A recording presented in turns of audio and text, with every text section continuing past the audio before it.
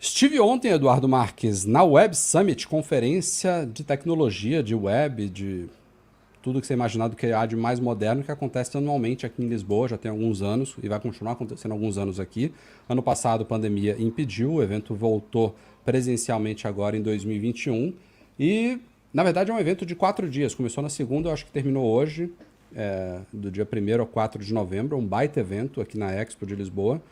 E eu estive lá ontem, para assistir uma keynote de Craig Federighi, vice-presidente sênior de engenharia de software da Apple. A gente tinha coberto lá no site há algumas semanas, fui lá com o Diogo Pires, que é nosso colaborador, amigo meu aqui em Portugal. Foi muito bacana ter tido essa oportunidade de pegar um Uber e ir para um evento dessa magnitude e assistir o Craig, né? Foi, por si só já valeu a pena. Não esperava que ele trouxesse novidades, né? Um anúncio, embora tenha sido chamado de uma keynote. O que eles tinham adiantado antes do evento é que ele falaria sobre privacidade e segurança. E isso foi cumprido, foi uma keynote de cerca de meia hora, mas o foco todo do discurso do Craig foi uma... Eu até falei nos stories, quando eu estava cobrindo lá pelo Instagram, que foi uma defesa, mas na verdade não, foi um ataque da Apple a as ameaças que que estão sobre ela aí em investigações antitrust, em processos judiciais, que abrem a possibilidade de ela ter que permitir a instalação de aplicativos fora da App Store no iOS, ou seja, é o chamado processo de sideloading, né, de você poder instalar aplicativo fora da App Store, sem passar pelo crivo da Apple, sem pagar nenhuma comissão a ela, sem seguir nenhuma das regras dela, você instalar aplicativos como a gente pode fazer desde sempre no Mac. O que é talvez a maior contradição de todas nesse discurso da Apple para defender a segurança do iOS, do iPadOS, dos outros sistemas dela, porque ao mesmo tempo que ela fala sobre todos os malefícios de abrir o iOS, ela indiretamente está dizendo que o Mac tem todos esses malefícios. Mas é como eu falei lá no artigo, eu fiz um artigo explicando como é que foi a apresentação. Durante cerca de 2/3 dela, parecia muito blá blá blá repetitivo, né? Porque a Apple já vem fazendo discursos contra isso há muito tempo, ela não tem interesse nenhum de permitir sideloading no iOS, mas o terço final, o Craig deixou para o encerramento, foi a parte que realmente me interessou, porque quando a gente vê a Apple falando sobre todos esses malefícios, o primeiro argumento que as pessoas trazem, e se vocês abrirem artigos do Mac Magazine sobre esse tema, vocês vão ver comentários exatamente sobre isso, e o Craig colocou isso lá no palco. Ele falou, tá, posto tudo isso, a primeira coisa que as pessoas vão falar é, eu quero ter escolha. Eu sou um usuário experiente, eu sou um usuário avançado, eu quero permitir eu ligar um togglezinho lá no iOS e liberar isso ou não. E aí, a partir dali, o terço final da keynote foi ele rebatendo justamente isso daí. E ele trouxe alguns argumentos bons, não é que tudo cola, não é que tudo faz 100% de sentido, mas ele colocou algumas coisas que nos fazem pensar. Entre elas, por exemplo, o fato de que, beleza, o Rafa, o Edu, vocês que estão ouvindo o Mac Magazine, que são super ligados nessas coisas, que acompanham os ataques de phishing, que sabem quais são os golpes principais, que sabem diferenciar um aplicativo falso de outro e tudo mais, que entendem como esses golpes, esses ataques funcionam, provavelmente não teriam problema. Poderiam escolher fazer sideloading ou poderiam deixar aquilo ali para quando fosse necessário, mas e os milhões de outras pessoas que não entendem muito bem isso e que acham que seria normal e que seriam facilmente ludibriados, entendeu? Porque quando você abre essa porta, você está dando a faca e o queijo para os malfeitores explorarem aquilo ali. Então, ele cita, por exemplo, também como outro argumento, vários casos, ele inclusive trouxe reportagens, não foram exemplos, ele trouxe casos reais que aconteceram já em todos os anos, e olha que você fazer sideloading no Android não é uma coisa tão simples e direta assim, mas é permitido.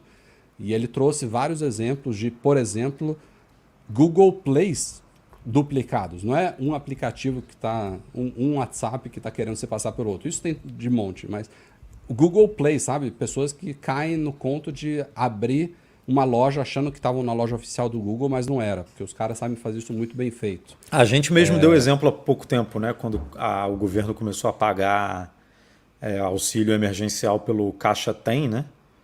E a gente fez um post no Mac Magazine, porque tem aplicativo E era um oficial do aplicativo, Caixa né? Tem para iPhone e tem para Android.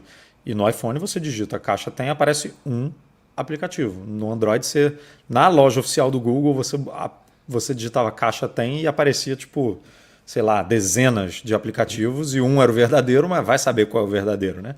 Se você não tem um mínimo de intimidade ali com o sistema ou com o aplicativo em si, com quem é o desenvolvedor por trás dele. Outro argumento muito bom dele é que uma vez você permitindo isso, você abre a possibilidade de um ou muitos, ou talvez até a maioria dos desenvolvedores de apps não publicarem mais os apps na loja da Apple. Isso acontece no mundo Mac. Tem alguns aplicativos que não estão na Mac App Store, ou alguns poucos casos de aplicativos que estão lá, mas de forma limitada, porque eles não querem seguir ou não podem fazer o aplicativo funcionar dentro das regras estipuladas pela Apple.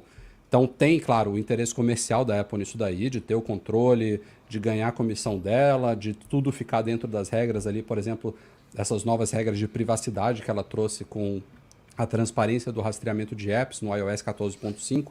Todos os desenvolvedores têm que seguir uma série de regras, têm que mandar os aplicativos para revisão manual da Apple, têm que pagar a taxa dela e tudo mais. E você abrindo essa possibilidade por fora, um desenvolvedor pode da noite pro dia falar, ó, se você quiser usar o meu aplicativo aqui, você vai ter que baixar por fora. Então, você não tem escolha de não ativar o sideload no seu iOS. Imagina o Facebook, tá toda hora em briga com a Apple. O Facebook da noite pro dia fala, ó, cansei da App Store, não quero mais saber da Apple. Se você quiser baixar o Facebook aqui, você tem que baixar por fora. As pessoas deixam de ter escolha. O Facebook não vai estar mais na App Store oficial. Então, você vai ser obrigado a baixar o Facebook por fora e vai ter que ativar esse modo avançado no iOS. E aí, meu amigo, você tá... Assim, é inegavelmente... É inegável que o iOS do jeito que é hoje é muito mais seguro do que o macOS. Isso aí é fato. É mais seguro para todo mundo, seja usuários iniciantes ou experientes. Eu, como usuário experiente, eu gostaria de ter a opção de instalar coisas fora da App Store, mas ao mesmo tempo eu consigo entender boa parte desses argumentos que ele trouxe, que não foram só esses, ele colocou as coisas de uma forma muito bem colocadas lá.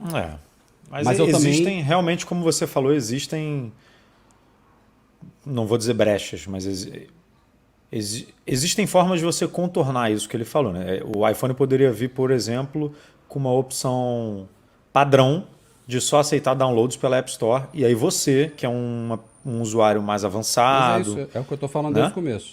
Vai lá e desativa essa opção, que nem tem no macOS, inclusive, né? Que hoje o macOS ele vem para reconhecer... permitindo que você baixe aplicativos assinados, né? Não quer dizer que sejam aplicativos só disponíveis na Mac App Store, mas aplicativos disponíveis na Mac App Store e criados por desenvolvedores reconhecidos pela Apple que passaram pela aprovação da Apple, basicamente isso.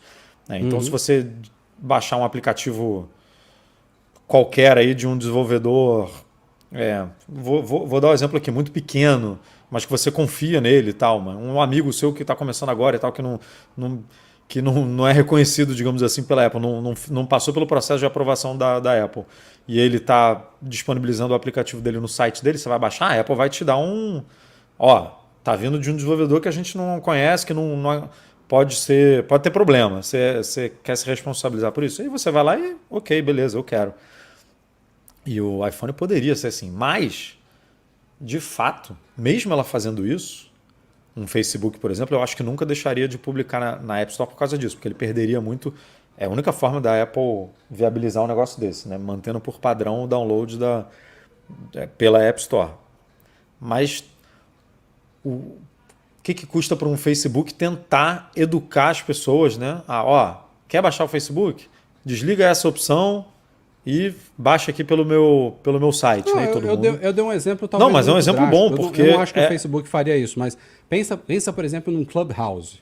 Uma nova rede social que surgiu, que está bombando, que requer convite, que é super exclusiva, que trouxe um conceito novo e, por qualquer motivo, o cara odeia a Apple, ele não disponibilizou a rede social dele lá na App Store, sabe? Pô, a galera quer estar dentro disso, sabe? É uma novidade, é restrito, é convite. Vai atacar a App Store, vai tornar o modelo de negócio da Apple mais fraco, não tenho dúvida. E os caras estão defendendo... Ela vai lutar contra isso daí até o fim. Tanto que usou a Web Summit como palco. Cara, isso foi uma propaganda. Foi 1 hora, não sei, 40 minutos, não sei quanto tempo foi. Foi meia hora. Foi meia hora de propaganda para a Apple, cara. eu achei, inclusive, ou não vou dizer ousado, mas um pouco de desrespeito da Apple com o evento, porque ela poderia ter falado de privacidade, mas de um tema muito mais atual. Por exemplo, a gente sempre bate aqui na tecla de que privacidade é um argumento comercial da Apple, né? Que as outras empresas dependem muito mais de privacidade, de burlar, entre aspas, ou de ter uma privacidade mais fraca para o modelo de negócios dela ter sucesso, como o Google, como o Facebook, como todas essas outras empresas, todas essas outras gigantes, né? A Amazon e tal, e a Apple não. E eu pensei, sendo privacidade, que ele ia subir ao palco, e eu ia defender isso, falar, ó, por que a gente não precisa? Né? Por que o nosso modelo de negócio não precisa disso? Por que a gente acredita em privacidade? A gente, explicar para o público mesmo. E não, né? Se prendeu a um fato, a um detalhe de privacidade. Ele fez uma explicação bastante lúdica nesses primeiros um ou dois terços da apresentação. Deu um exemplo, por exemplo, de como que funcionaria a sua casa física, sabe?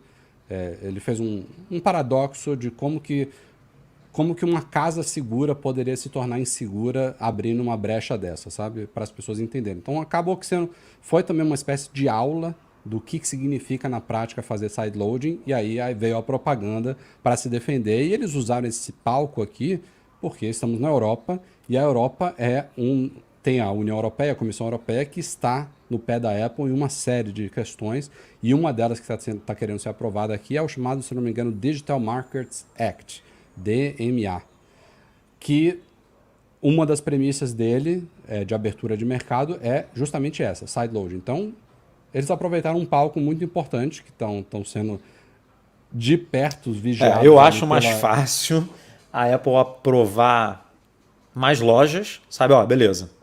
Vamos supor que um governo desse vira e fale, Apple, não pode ter só App Store. Você precisa permitir outras formas das pessoas baixarem aplicativo. Não dá para ficar você monopolizando isso aí, você sendo a dona do apito, né? E dizendo o que pode e não pode.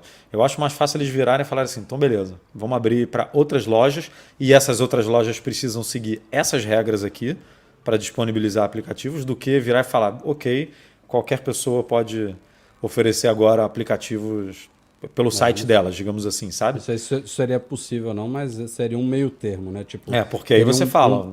Um processo de credenciamento especial para uma Apple colocar a loja dela, para o Google colocar dele, para Exato, a sua loja precisa ser aprovada. A sua loja precisa estar dentro do meu discurso de segurança, de que o aplicativo tem que rodar em sandboxing, de que não sei o quê, de que não sei o que lá. E essas empresas, Epic, Microsoft, Amazon, Google, elas seriam legalmente responsabilizadas por qualquer coisa de ruim. Eu acho mais fácil isso acontecer do que um sideloading. Mas assim, vamos ver, porque a briga está comendo solta mesmo. Isso aí eles vão brigar até o fim. O que vai acontecer muito antes disso é o que a gente já viu, está meio que começando a acontecer, que é ela permitir, por exemplo, o sistema de pagamentos alternativos. Isso daí ela não vai conseguir segurar por muito tempo. Já meio que começou a permitir ali que você comunique, que dá para comprar por fora e tal. Mais cedo ou mais tarde vai rolar uma integração nativa ali para você pagar por fora do Apple Pay, por exemplo. Isso aí não vai durar muito. Agora, sideloading, ela vai brigar até o fim, vai recorrer, vai apelar, não sei o quê. Bota aí muitos anos pela frente até a gente ver alguma coisa ou totalmente concretizada ou parcialmente, como o Edu levantou, é uma possibilidade.